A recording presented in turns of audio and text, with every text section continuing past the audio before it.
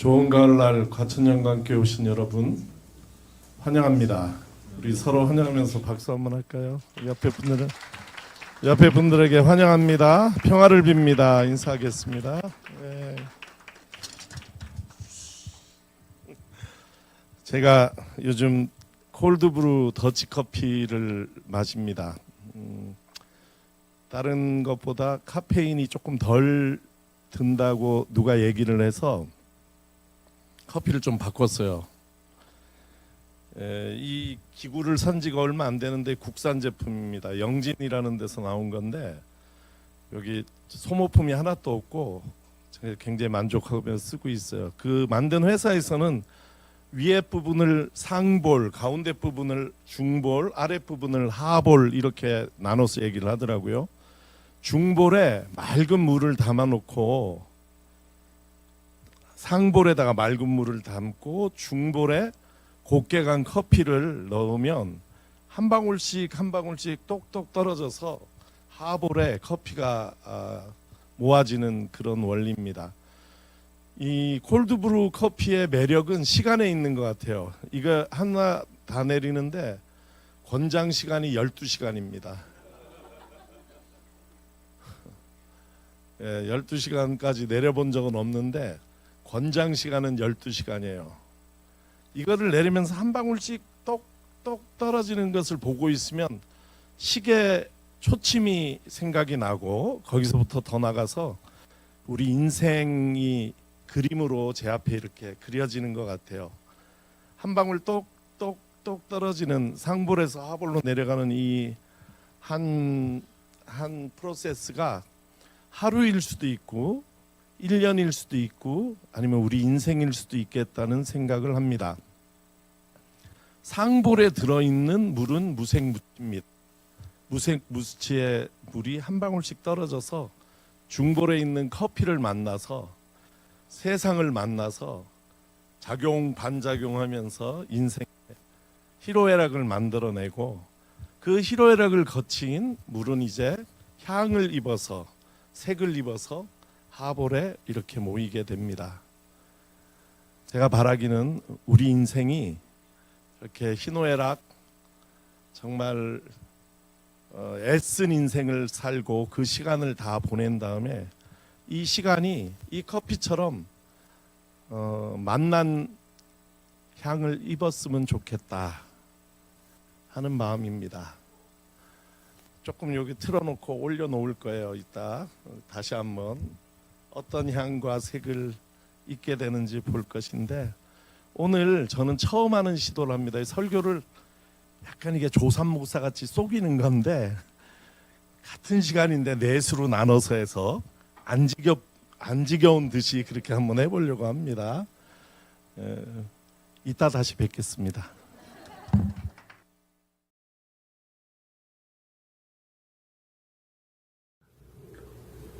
비서 내려오네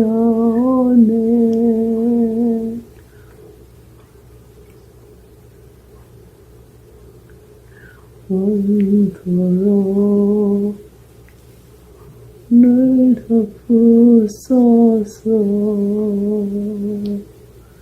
이 땅의 소망에 가는 이 평화가 우리 교인들은 아시겠지만 우리 돌아가신 어머니께서는 오랫동안 파킨슨 병을 앓으셨습니다. 그 파킨슨 병은 온 근육이 굳는 병입니다. 어디 근육까지 굳냐 하면 눈썹을 올리는 눈썹도 근육이에요. 눈꺼풀을 올리는 근육도 굳고 음식을 삼키는 식도의 근육 기도의 근육까지 굳습니다. 그래서 나중에는 음식을 못 드시고 6개월로 몇 년을 사셨어요. 제가 이 동영상을 운정 목사가 찍었는데 아이폰에서 이렇게 보면 정보가 나와요. 2018년도에 찍었어요. 그러니까 우리 어머니 2022년도 돌아가셨는데 이때만 해도 여러분 보시기엔 어떨지 몰라도 말년에 돌아가시기 직전 모습에 비해서 정말 상태가 좋은 그런 상태인데 이때 이미 누워 계셔야지 됐고 거동을 전혀 못 하시는 그런 상태였어요. 어머니께서는 이렇게 아프게 된 것, 특히 파킨슨 씨처럼 조금은 희귀하고 그러면서 이렇게 고통스러운 병을 앓게 된 것을 처음엔 굉장히 부끄러워하셨어요. 왜냐하면 인과응보, 병은 죄의 결과다라는 그런 사상을 가지고 계셨기 때문이죠. 병은 요한복음 9장에 얘기하잖아요. 예수님의 제자들이 날 때부터 소경된 사람을 보고 이 사람이 이렇게 병든 것은 이 사람의 죄입니까? 아니면 이 사람 부모의 죄입니까? 이렇게 묻지 않습니까? 욥이 투쟁한 것도 결국은 네가 이렇게 아프고 어려움을 겪은 것은 네가 죄 지은 것이 분명하니 얼른 회개하라는 친구들의 알지 못하고 하는 그 인과응보적인 그런 주장에 대해서 끝까지 저항한 것 아니겠습니까? 그러던 중에 어머니께서 어느 날 이 투병 중에 깨달음을 얻으셨는데 하나님께서 이렇게 아픈 몸을 가지고 끝까지 선한 싸움을 하시기를 원한다는 깨달음을 얻으셨어요. 그 선한 싸움은 무엇이냐면 이런 극한의 어려운 상황 속에서도 감사의 삶을 사는 것, 하나님 앞에 감사하는 것, 하나님을 찬양하는 것.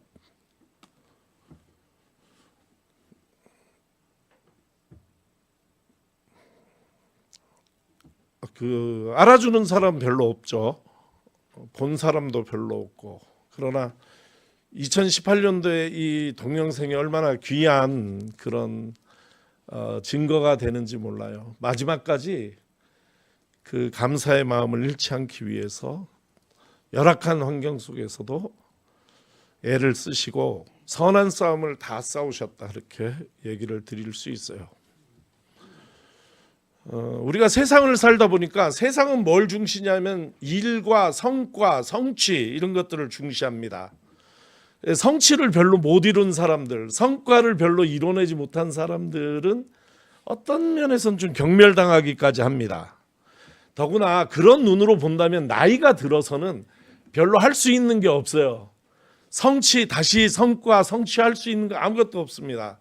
그러나 하나님께서 우리에게 원하시는 것은 어떤 일을 이루시는 것이 아니라 우리의 인격의 변화를 위한 우리의 노력, 우리가 끊임없이 더 나은 사람으로, 그 방향은 감사하는 사람으로, 그 방향은 사랑하는 사람으로 우리를 변화시켜 나가는 이 선한 싸움 싸우기를 하나님께서 원하신다. 그리하여 어디까지?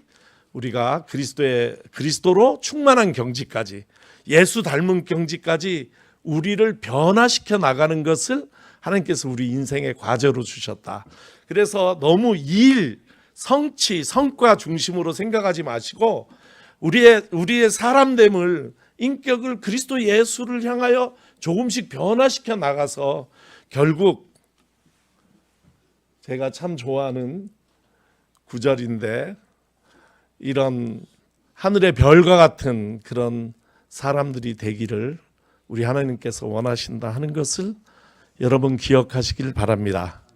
선한 싸움, 감사하는 일에도 때로는 애써 감사해야 될 때가 있어요. 저절로 감사가 나오는 때도 있지만 힘써서 이 감사의 끈을 놓치지 않기 위해서 애써야 될 때가 있다.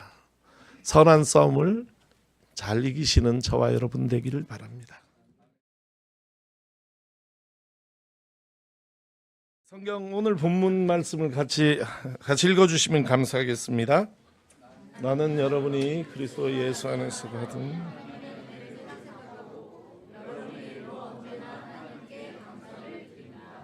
여러분의 일로 하나님께 감사를 드립니다. 이게 오늘 이 본문의 포인트입니다. 여러분의 일로 내가 나의 하나님께 감사드립니다. 이런 얘기예요.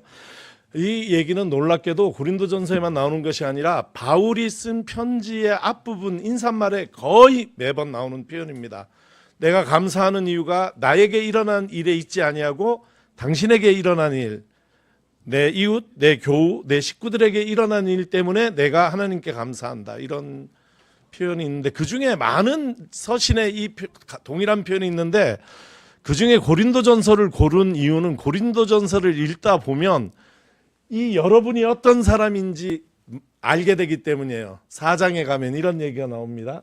같이 읽습니다.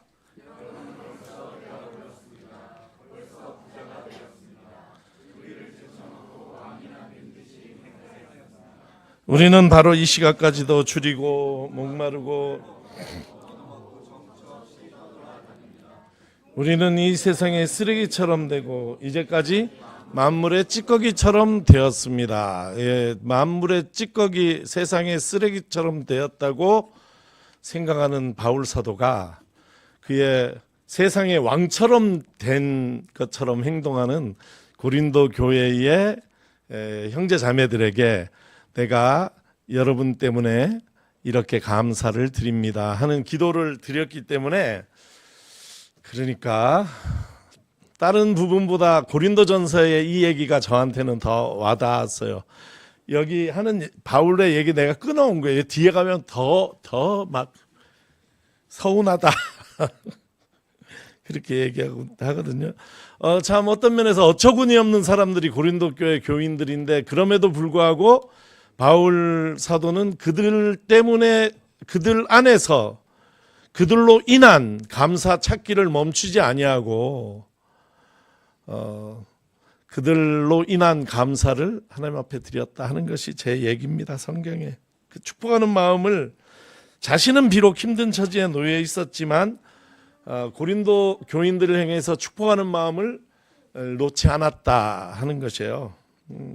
그러므로 바울 사도는 진정 땅에 살지만 하늘을 산 사람이 아닌가, 이런 게 어렵거든요. 그리고 땅의 가치관으로 판단하지 아니하고 하늘의 인도하심으로 하늘의 가치관을 가지고 산 사람이 분명하다, 이렇게 얘기를 드립니다.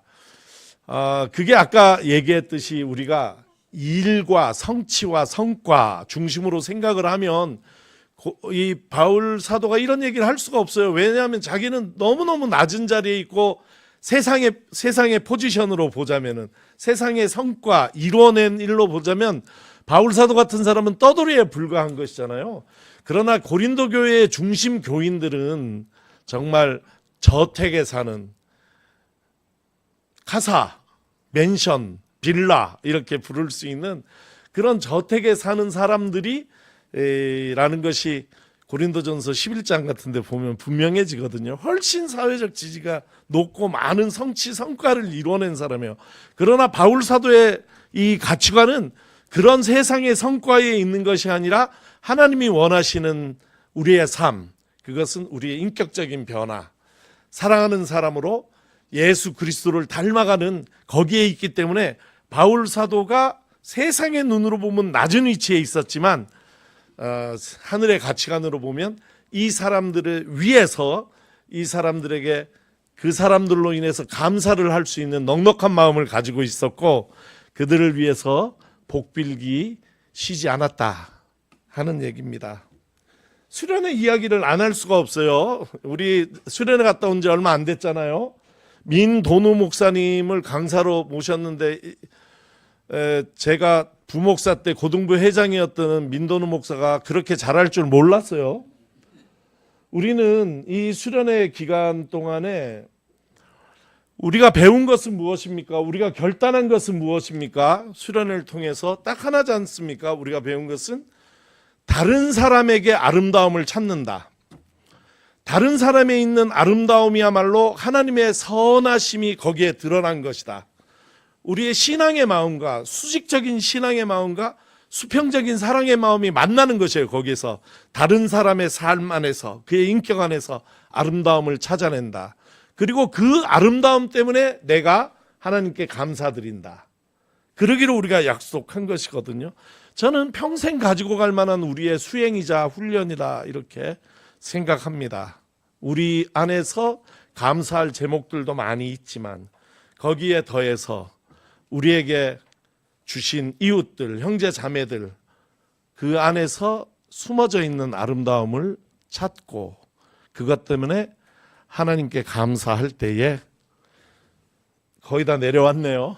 이렇게 향내나는 인생, 커피향으로 가득 찬 그런 인생을 우리가 살 수 있으리라 확신합니다. 여러분이 여러분의 삶을 하나님의 시간이 관통할 때에 그 시간에 아름다운 향과 색이 입혀지기를, 그런 멋진 삶을 사시는 저와 여러분 되기를 주님 이름으로 축복합니다.